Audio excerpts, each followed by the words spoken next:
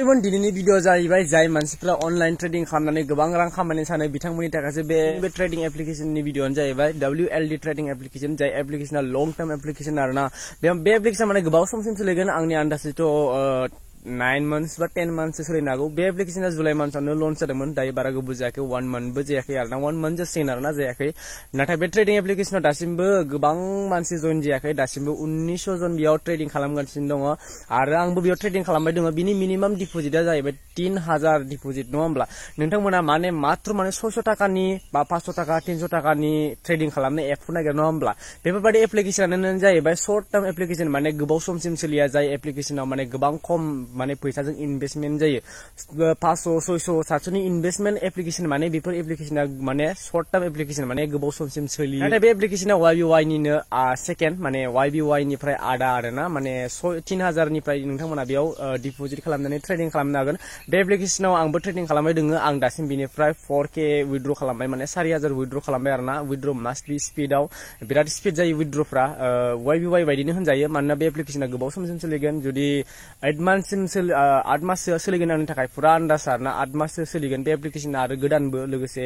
बेयाव माने गोबां ट्रेडिं खालामबाय दङ आरो बे एप्लिकेशना बारा एलाउबो जायाखै आं दिनैसो माने बे एप्लिकेशनखौ आपडेट होदो आं विथड्र खालामखांनायनि उनावसो माने 3000 सोनानै 3000 मोनफिननाया एसे गोबाव जायो नालाय बेनिखायनो आं 4000 विथड्र खालामबाय इनिफ्राय आंनि डिपजिटआ दायो 3000 आनो दङ 3000 खौ जेरैबाबो दोनखानांगोन नालाय ट्रेडिं खालामनो थाखाय ट्रेडिंआव बिराद मोजां बियो YBY जों समान ट्रेडिं टाइमाबो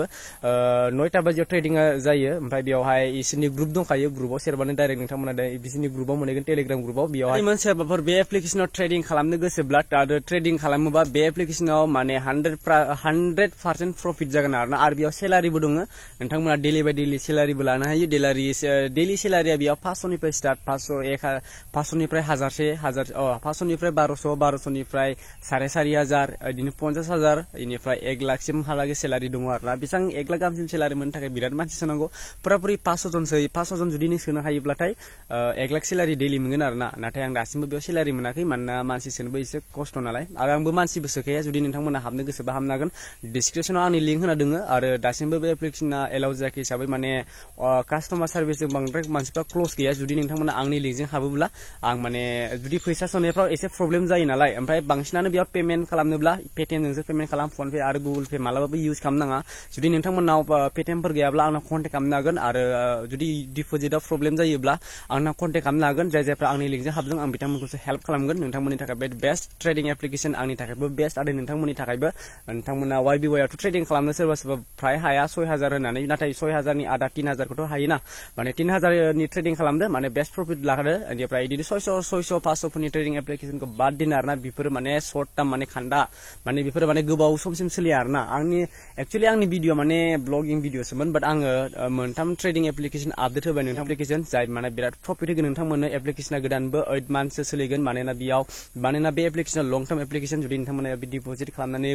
ट्रेडिं खालामनो गोसोबा खालामनो हागोन आरो YBY बायदिनो सेम ट्रेडिं एप्लिकेशन बेबो मोनसे रेजिस्टार खालामनो बिराद सिम्पल मानोना बियो एकदम सिम्पल एप्लिकेशनफोर बायदिनो फन नाम्बार होदो फन नाम्बार होनायनि उनाव पासवर्ड होदो आरो सेकेन्ड पासवर्ड माने पासवर्डखौ नों गोसोआव थानाय बायदि खननै होनांगौ नालाय खननै होदो पासवर्ड होदो इनिफ्राय जिमेल होदो इनिफ्राय जास्ट माने साइन आप खालामदो माने गेवगोन रिसार्च अपसनाव सेरदो रिसार्च अपसनाव सेरनायनि उनाव 3000 एमाउन्टखौ सेलेक्ट खालामदो बारा बुरजा सो होनानै नोंथांखौ माने नोंथांमोनखौ साजेस्ट खालामा 3000 निफ्रायनो स्टार्ट खालामनो हागोन नोंथांमोना 3000 आव सेलेक्ट खालामदो खालामनायनि उनावहाय यावहाय बिदिनो 1 2 3 थायो नङा होमब्ला नोंथांमोना माजों पेमेन्ट खालामनो यावहाय माने पेटिएम दङ पेटिएमजों पेमेन्ट खालामबानो जाबाय पेटिएमजोंसो माने याव एप्लिकेशना एलाउ होयो पेटिएमजों पेमेन्ट खालामदो इनिफ्राय मोनानि 9टा बाजिनिफ्राय ट्रेडिं खालामदो नोंथांमोना ट्रेडिं सिगनेलखौ बेयाव ग्रुप दंखायो ग्रुप अपसन दंखायो बे एप्लिकेशनाव ग्रुपआव सेरबानो नोंथांमोना डाइरेक्ट माने